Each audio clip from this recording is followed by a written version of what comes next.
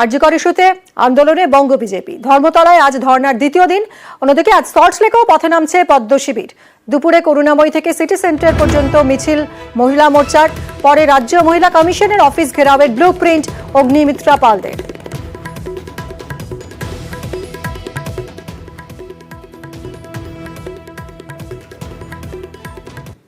এই বর্তমান পরিস্থিতিতে আমরা আমাদের আন্দোলনকে নতুন ভাবে চিন্তা ভাবনা করতে বাধ্য হয়েছি। কোর্টের পারমিশন নিয়ে হয় আগামীকাল অথবা আগামী পরশু থেকে আমরা আমাদের ধর্ণা চালু করব। মহিলা কমিশন ঘেরাও ছিল, তার ডেটকে আমরা পরিবর্তন করছি। এ মাসের 30 তারিখে আমাদের মহিলা মোর্চা নেতৃত্বে সকল মহিলারা, বিজেপির মহিলা এবং সমাজের যারা মহিলা যারা চান যে প্রতিবাদ করতে, আমরা আসুন সেদিন মহিলা কমিশনে আমাদের তালা লাগা অভিযানে আপনারা অংশগ্রহণ করুন। 2রা সেপ্টেম্বর 2 সেপ্টেম্বর জেলা শাসকের অফিস ঘেরাও মাননীয় মুখ্যমন্ত্রীর ইস্তফার দাবিতে এবং আজকে ছাত্রদের উপর যে অন্যায় হয়েছে সেই অন্যায়ের দাবিতে।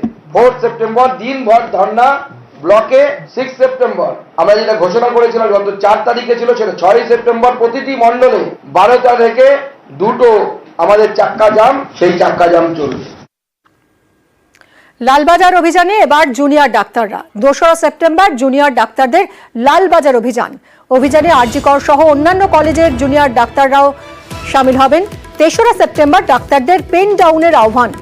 আরো বিস্তারিত জানবো অভিজিৎ আমাদের প্রতিনিধির কাছ থেকে। অভিজিৎ, কি কর্মসূচি এবার জুনিয়র ডাক্তারদের? গতকাল অনেক দীর্ঘক্ষণ ধরে এই প্যান জিপি হয় আরজিকর মেডিকেল কলেজ হাসপাতাল এবং রাজ্যের বিভিন্ন সরকারি এবং বেসরকারি মেডিকেল কলেজের জুনিয়র ডাক্তাররা, ইন্টার্নরা এবং ছাত্রছাত্রীদের যৌথ যে মঞ্চ junior West Bengal junior doctor সন, তাদের সাধারণ সভা বৈঠক হয় এবং সেটা থেকে সিদ্ধান্ত নেওয়া হয় তাদের যে মূল দাবি, অর্থাৎ দ্রুত বিচার এবং প্রকৃত অপরাধীদের শাস্তি। এবং গত 14ই আগস্ট আরজিকর হাসপাতালে যে দুষ্কৃতী হামলা হয়েছিল তাতে পুলিশের নিষ্ক্রিয়তা এবং তার জন্য পুলিশ কমিশনারের পদত্যাগ দেওয়া দাবি করেছেন এবং সেই কারণে এই পুলিশ কমিশনারের পদত্যাগ দাবি করার জন্যই আগামী 2রা সেপ্টেম্বর তারা লালবাজার অভিযানে ডাক দিয়েছে, যেখানে সমাজের বিভিন্ন স্তরের মানুষকে তারা আহ্বান জানিয়েছে। এবং 3রা সেপ্টেম্বর রাজ্যের সরকারি বেসরকারি হাসপাতাল, নার্সিংহোম এবং প্রাইভেট চেম্বারে কর্মরত যে সমস্ত চিকিৎসকদের কাছে তারা পেন ডাউন কর্মসূচি আহ্বান করেছেন, অর্থাৎ কাজ না করারই আহ্বান জানিয়েছেন। এবং একই সঙ্গে তাদের বক্তব্য যে যতদিন না তাদের দাবি পূরণ হচ্ছে ততদিন তারা আরো লাগাতার জোরদার আন্দোলন চালিয়ে যাবে। ধন্যবাদ অভিজিৎ।